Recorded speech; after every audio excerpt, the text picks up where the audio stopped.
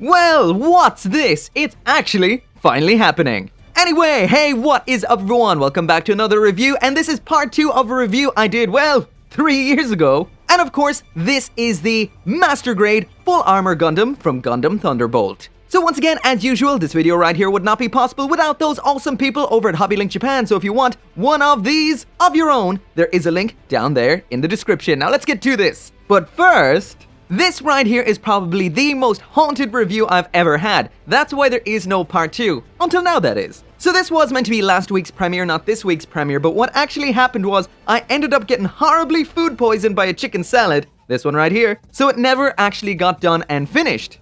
Actually, I never got around to starting it. And even before that, while building this new version because my old version may be missing parts, etc., while rebuilding it, I went and broke the shoulder. So that's why this one here with the armor on, that is missing its shoulder because I had to harvest the shoulder out of that for this one right here. So if you're wondering why one arm is panel-lined and one arm isn't, is because I got it from the one I was reviewing 3 years ago. And the biggest question probably is, why did I not review it 3 years ago? Well, the reason is, without this thing's armor, I absolutely love this kit. But with the armor on, it's a whole different story. So that brings me back to the old Vurakat thing. I can see why they make these boxes in a completely different style, because it's letting you know in advance, this right here is an exclusive club.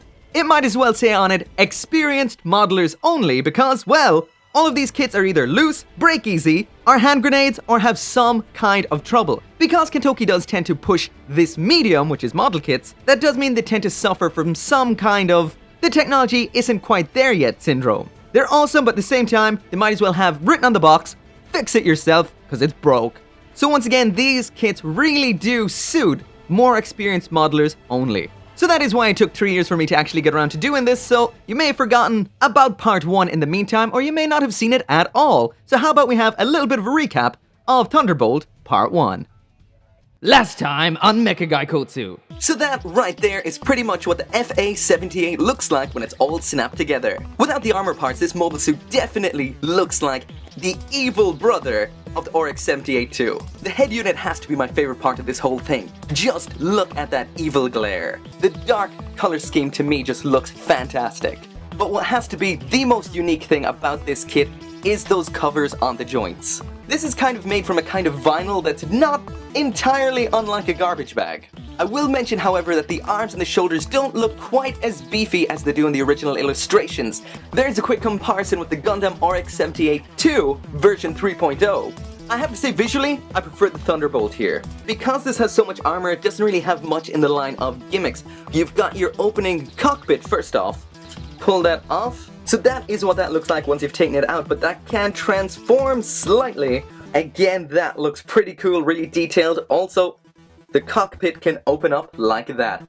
You will notice that this does make a sound. The vinyl makes a sound. So anytime you're posing the joints, all you can hear is that. That's kind of strange. So all things considering, the articulation on here is pretty good. Again, it's just limited at the waist, as well as slightly at the hips. But all in all, it's pretty damn good. Without the armor, it's pretty damn good.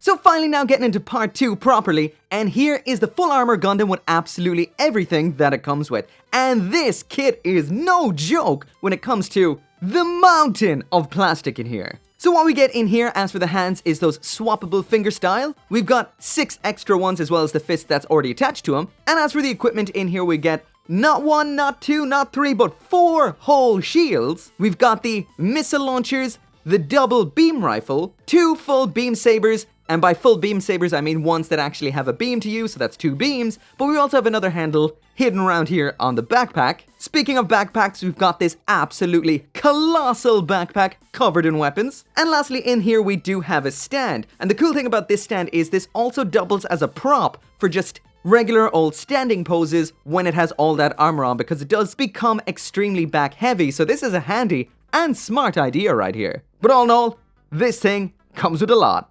And if that wasn't enough for you, you lunatic, then there's this as well, that absolutely colossal sheet of Katoki style decals. So once again, this looks great.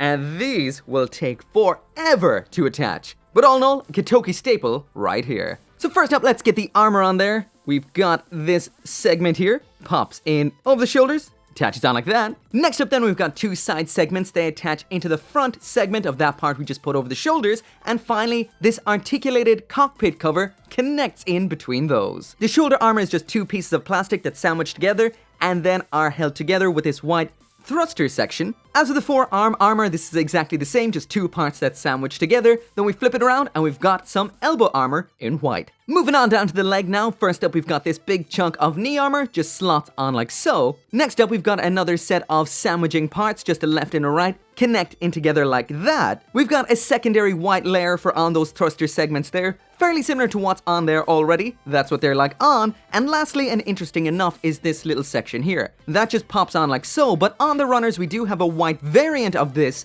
and I'm not sure as to why, because the kit says you do not need it. At first, I thought it might be like with the new Gundam Verka with the different colored chest pieces for two different versions, the standard version and the G-Dome version, but there's nothing about that anywhere. But in case you're curious, that's what it would look like with it on and with the other one on. So that is the purplish blue on the right and the white on the left. Moving now to its big mecha slippers, and first we just step it onto the bottom section, then slide the top section over like that. And as for the heel, it just steps on into that as well. Simple as. Lastly then, we're onto the waist unit. This is pretty simple. The back section for the center just slots into the butthole. Flip it around to this side, crotch armor on. And for me, I think probably one of the most negative aspects about this whole full armor thing is this section here. You have to attach these little missile segments onto this flipping part of the skirt armor, but these cannot be stored forever in there. So you've got these 6 little orange pieces that are definitely a loss risk when not attached. The reason you can't do that is those little rotating segments cannot rotate on the side skirts when these are attached. They can on the front though, but not on the side skirts. Anyway, once all of those are on, we've got the front skirting armor, the side skirting armor, and the back skirting armor to attach. The front and the rear side skirting armor is the same, so you can't mix those up. So there we go. Now that we've got them full armored up, let's take a quick look at the impact all of this has on the articulation. So up here at the head, there is no real impact on that so much. A little bit side to side, but nothing really all that noticeable. As for the armor sections, these can open up. We've got a whole bunch of missiles, all of which are nice in orange, separated out from that gray. Ooh! Eat your heart out, heavy arms. At the shoulder then, this doesn't really add all that much bulk, so that has no impact whatsoever, nor does the armor really down at the forearm. Sure, we may have lost a little bit at the bend, but honestly, I don't think so. All in all, no real major impact right there. Down at the torso now, this never really had much articulation anyway,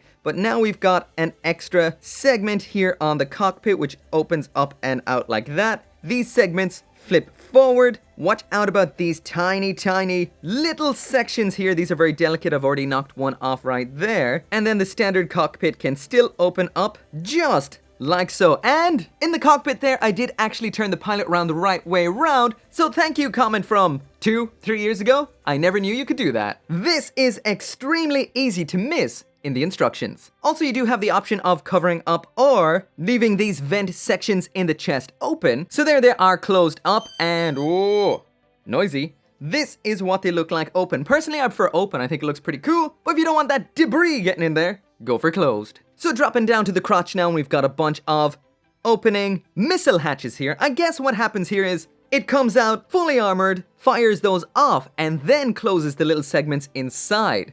As opposed to me complaining that you can't tuck them around when the armor is off, but I guess it does come out with the armor on first and then would purge. So it would make more sense that they tuck in then. But anyway, we've got side skirt ones, butt flap ones, and there is the last side skirt one. And there goes one of the debris blocky majigs.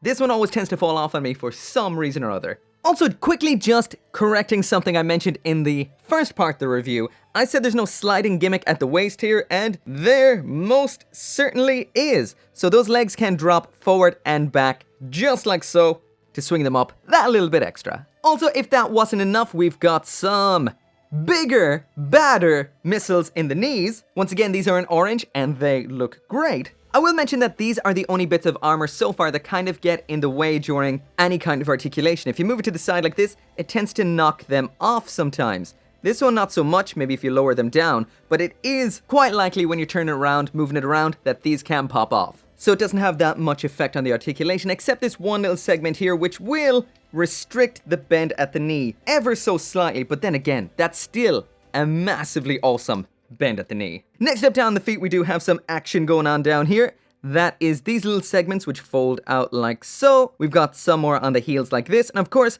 that is for latching on to rocks and asteroids, etc. in the Thunderbolt sector. And once again, these armor segments are towards the bottom, so they don't block the articulation at all either, so that's pretty awesome. So all in all, the articulation on the full armor Gundam is absolutely fantastic, just limited at the torso and slightly at the ankles, but besides that, it's quite good. So I almost forgot, because you've seen how the armor is put on and what the articulation is like with the armor on, once again there's a side-by-side spin of it without the armor on and with the armor on, just so you can see both variants of what it's like with it on and what it's like with it off. All in all, aesthetically, still, I prefer what it looks like without the armor on, but it still looks bulky, dark, and badass. So next up in here, we've got the stand. This is pretty standard besides the fact that this is made out of 2 different segments. I'm not sure why this was done. It's almost like, to save on plastic, they made one half on one runner and the other half on another runner. But just like I said before, this can be taken off and used on its own as a prop, and this just connects on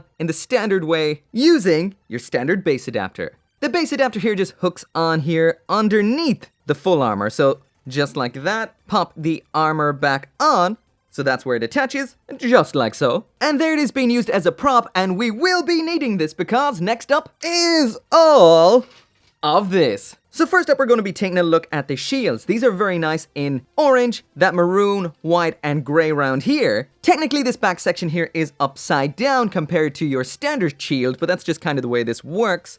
If you want to hold it in the hand, it might make sense to pop it off and pop it back in that way, and then it could just be held in the hand like so. But this is the full armor Gundam we're talking about. We're not going to be boring like that. But I will get back to the shields in a second. The first weapon we have in here is the twin beam rifle, and this thing looks like it means business. Look at that right there. This color separation on this is very nice as well. As it stands, this whole section is technically just a big block of plastic, doesn't do anything just yet. But by attaching this little segment here, that is now fully compatible with the shields, like so. So now it's not just an awesome offensive weapon, it's also an awesome defensive weapon. Anyway, to attach this, it's pretty simple. This is a kit with swappable fingers, so we need a holding hand. This pops into the hand, then kind of connects onto the armor, and it's attached. Simple as that right there. Next up then, we've got that 5-barrel missile launcher. Once again, pretty simple besides this moving handle around here. But besides that, technically just a big hunk of plastic. Once again, until, and you guessed it,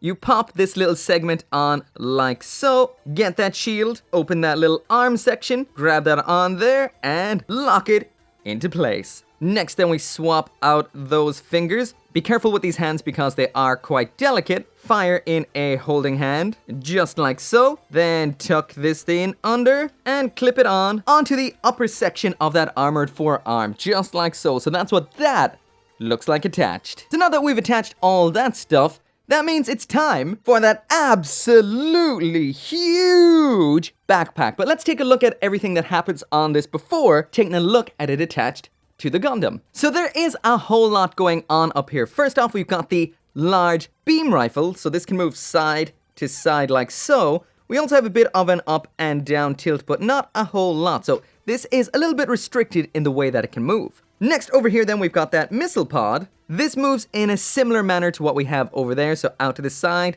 up like so, a tilt up and a tilt down. And of course these segments here, which have wicked seam lines on them I might add, open out just like that. Some more orange missiles in there. Awesome. Up top here then we have some energy packs for using with the twin beam rifle on the forearm, but these cannot be separated out. They're more so just for the look. We've got these little segments here on the side which move in and out like that. These of course are for storing the beam sabers when they're not in use, and they just pop in like so. These large thruster fuel tank segments, these can rotate side to side just like that. And of course the most awesome aspect about this and everything from Thunderbolt are these awesome sub arms that just pull out and unfold just like so. These are absolutely awesome. These feature a whole ton of articulation, rotation, the little arms open up like that. Got movement right there, movement here, some more movement down here, more movement right there. These can also rotate by pulling them up slightly to unlock them, rotate them, and then they can just lock into position again, just like that. But we'll take another look at those once this is attached. And speaking of which, to attach this little segment pulls down like so, and then just attaches onto the existing backpack in there, like that. Very, very simple locking mechanism. Just pushing it downwards locks it into place itself.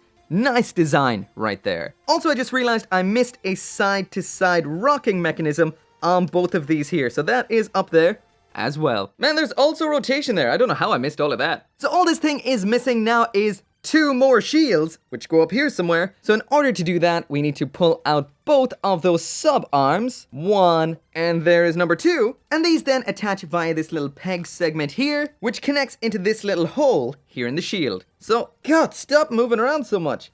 Get in. There we go. Just like that. So also mention, don't be an idiot like me and not really read the instructions. Well, read the instructions and miss certain aspects, because for ages I was using a toothpick trying to hold these things up while adjusting them because they just wouldn't hold up. They kept falling down back into the backpack, driving me mad. And then all of a sudden one of them gets stuck and I'm like, wait, what's going on here? Well, around here on the side, and I didn't notice till pretty much at the end of this review, that by pulling this segment out, this is nothing to do with the beam saber or removing the beam saber or anything like that. It's actually for locking this into place once it's out. So once you stick that in like that, this up here is going nowhere.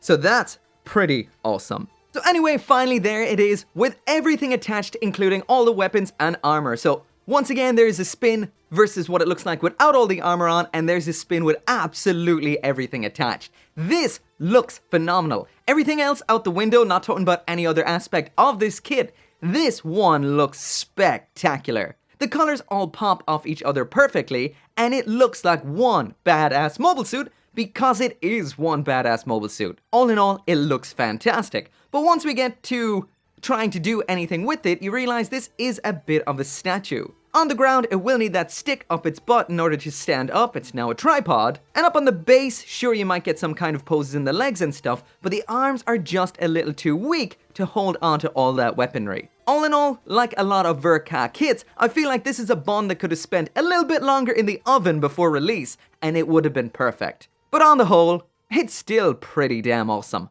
Undeniably. Also, seriously, what drunken idiot designed this stand? It's pretty useless. Look at that. Lean, lean, lean, lean. Oh man, that's bad.